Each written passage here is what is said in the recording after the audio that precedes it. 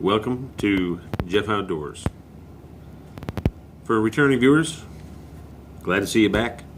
And doing a quick one today.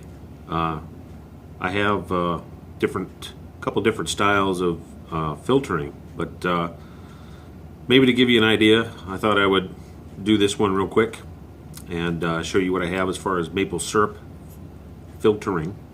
You can go back and watch my other videos about making maple syrup, supplies, filtering. If you go to my channel, scroll down. I've been doing a lot of maple syrup talk because it's about maple season pretty soon here in northern Ohio. So, pardon me. Let's get at it. So, what do I have? Filters. So, you must filter maple syrup to some degree if you want to have something nice that you can put on the table and give to friends or family or neighbors, or if you're selling a little bit of syrup, things to consider. So knocking that light down a little bit. So we'll just get at it. So what I have today is this. Wait for it. Wait for it. Wait for it. This, my friends, is a maple syrup filter. It is called an Orlon filter, O-R-L-O-N. And this is a small one. This is for small producers like myself. If you go to any if you're making a small amount of syrup at home, you don't want to use a big 5 or 8 quart filter when you have, you finished off the syrup and you have a pint of syrup or a quart of syrup to filter. This is a 1 quart Orlon filter. I'll get it close here. You can kind of see the fibrous nature of it. It feels a lot like it's supposed to be the same thing. It's supposed to be as close as possible to like a wool felt, and it does feel like that. It feels like a synthetic felt, not quite wool-ish. It's pretty smooth, so it's a smooth texture, but it's nice and fibrous. You can see that. And it is cone shaped. This is the inside. So, and I'll show you how I plan to mount this as far as filtering, because it's just a free floating filter here, right? But what I have here with this is a pre-filter. So this is a pre-filter. This is a little thinner. You can see my hand through there. Okay, and this is going to help the main filter. It's going to help get that sugar sand out of your maple syrup. So these will go like that. And this was not expensive. I did find this online. It was, I think it was about 20 bucks for the Orlon filter, and then the three pre-filters. So I've got 3 pre-filters, and the good thing about this main filter is it's reusable. So once you use it once, you're going to wash it out, then you're going to kind of just do one of these to get the moisture out, and you're not supposed to wring it or squeeze it or anything like that. Apparently that is bad for the material, and don't do that. So it did come with some instructions that say that too, so that was kind of nice.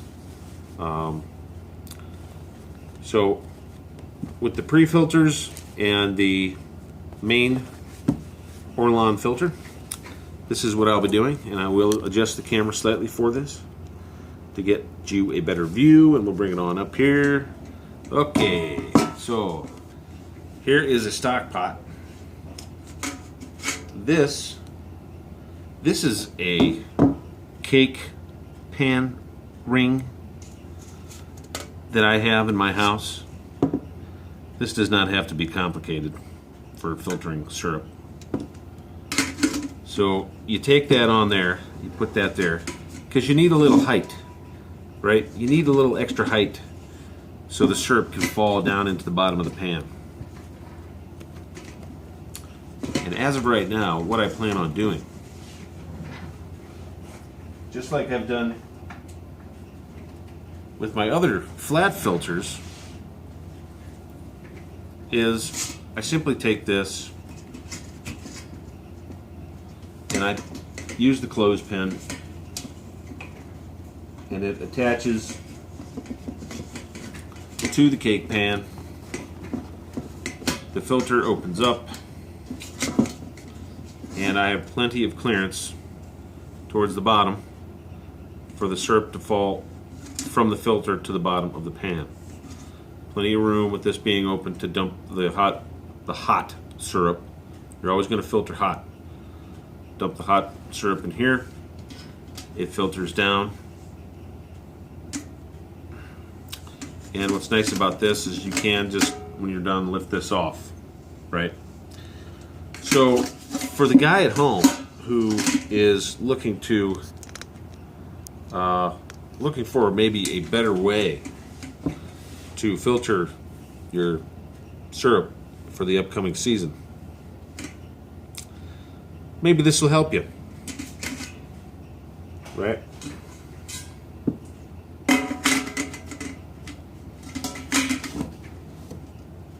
That's really pretty great. Now, I'm pretty confident.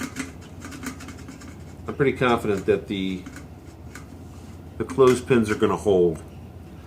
You might be thinking, well, you know, those clothespins aren't going to hold. It's pretty tight. You know, I'm pressing on it, and the pin's not coming out. You know, I'm just kind of pushing down. And the syrup's going to be hot. It's going to be going through there, so there's really not a lot of pressure for those pins to release and have that fall down into the syrup. I'm not concerned about that. This seems pretty sturdy. So, that's that. Again, this is for small producers, home producers. You know, if you make a couple gallons, 2-3 gallons a year, you know, you boil off a pint or quart at a time. Normally what I do is every time that I get up to about 7 gallons of sap stored, I will go ahead and boil that off as I go. I may boil after a day's work, you know, come home and boil off 6-7 gallons, end up with a pint, and then my larger boils I'll do on a Saturday.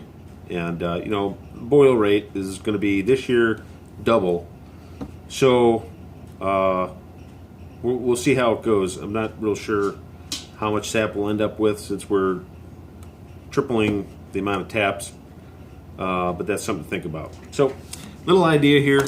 Just wanted to make that quick, but if you have any questions about filtering maple syrup, tapping trees, let me know. Glad to help. And looking forward to another maple season right here, coming to you from northern Ohio. We have -2-degree wind chill right now, and there is approximately 8 to 9 inches of snow on the ground. It is February 6th. February 6th. Have a good day, and we will see you on the next video. Thumbs up. Giddy up.